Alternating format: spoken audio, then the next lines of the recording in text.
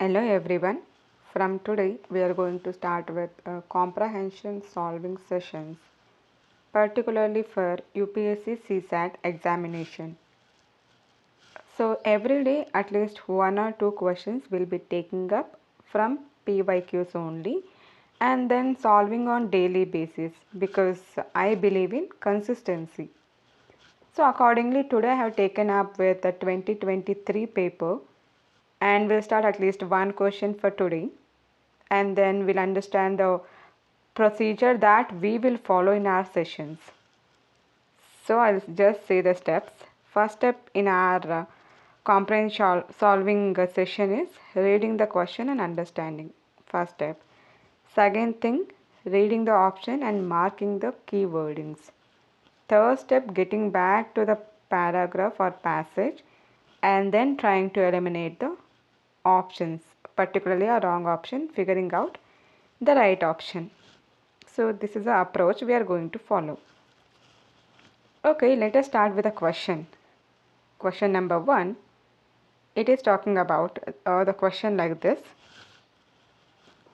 So which of the following or which one of the following statement best reflects the most rational, practical and immediate action required to ensure fair and equitable allocation of water to different stakeholders. Now there are two keywords. One is immediate action, which is practical and rational. For what? For water allocation. So we should keep in mind that water we have to allocate in a practical and immediately with a rational policy or kind of thing. Okay, first option talk about a national, pragmatic, legal and policy framework for water allocation should be made. They are talking about water allocation as per the question, but they are talking on we have to make policy or policy framework. So whether they are talking about it or not, we will get to know from the passage. So this is a key term here. Second, this option talks about all rivers or all river systems of the country should be linked and huge aquifers created.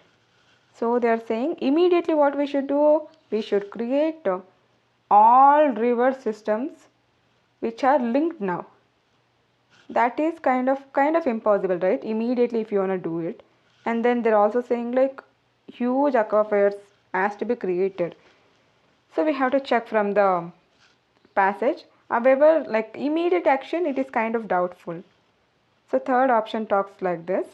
Water channels between regions of water surplus and the regions of water deficit should be created. So from water surplus to water deficit, we have to create a channel, it seems, water channel. Is it an immediate solution? Immediately can I do it? We'll see from the passage.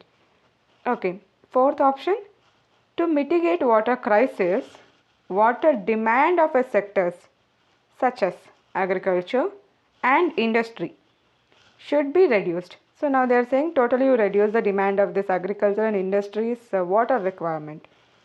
So can I do it immediately? Is it possible? Is it the passage talking about? We have to check with the passage. So first and second steps are done. Third step is reading the passage and eliminating the wrong options.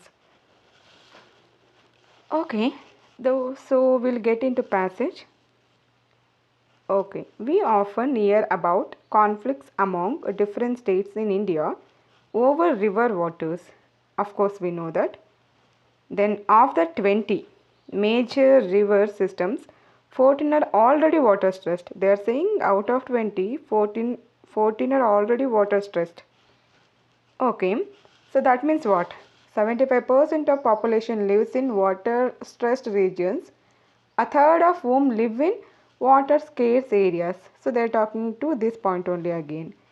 Climate change, the demand of rising population and the need for agriculture to keep pace and increased rate of urbanization and industrialization will exacerbate water stress. So now they are saying it is already stressed. and what process will make still more stressful for water. So these are the things, that is climate change, agriculture, industry. These will increase the water stress is what they are saying till here. According to the Constitution of India, water is state subject and not that of the union, except for regulation of interstate rivers. So it's like a GS portion. They are saying like water is a state subject. If you are not knowing it, we should understand at least now. So water is a state subject and interstate water regulation is a center. Okay, they are just saying constitutional provisions till here. Key to ensure balance between competing demand of various stakeholders is a basin based approach. Now they are saying because so many people are depending or different stakeholders are depending on the water. Now we should go with the basin based approach is what they are saying to allocate water amongst constituent regions and states. Allocating fair share of water to them requires assessments based on objective criteria. Now they are saying okay, you should go with the basin based approach. So how you will go? Based on assessment and objective criteria. You have to check with the facts, evidence, and then assess them, then go for a approach. Okay, such as specificities of the river basin, size of dependent population, existing water use and demand, efficiency of use, projected future use, etc. So what factors should be considered under objective and assessment? These factors: demand, efficient use, these things, while ensuring the environmental needs of the river and aquifers. So you should not even neglect environmental needs.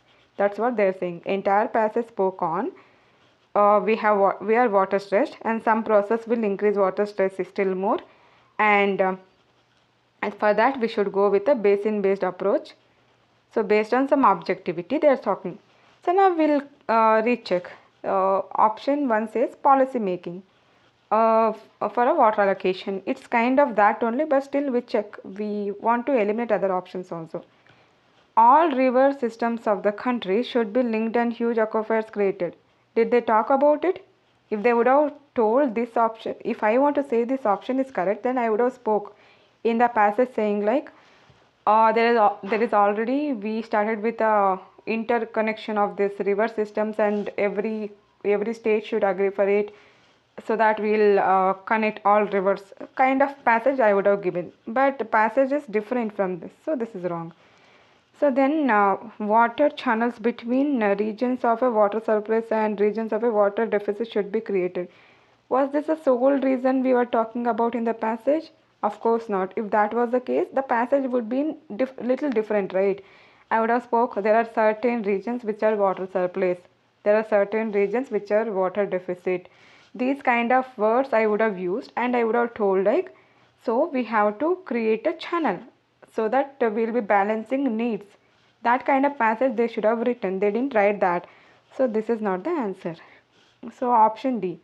To mitigate water crisis, water demand of sectors such as agriculture and industry should be reduced.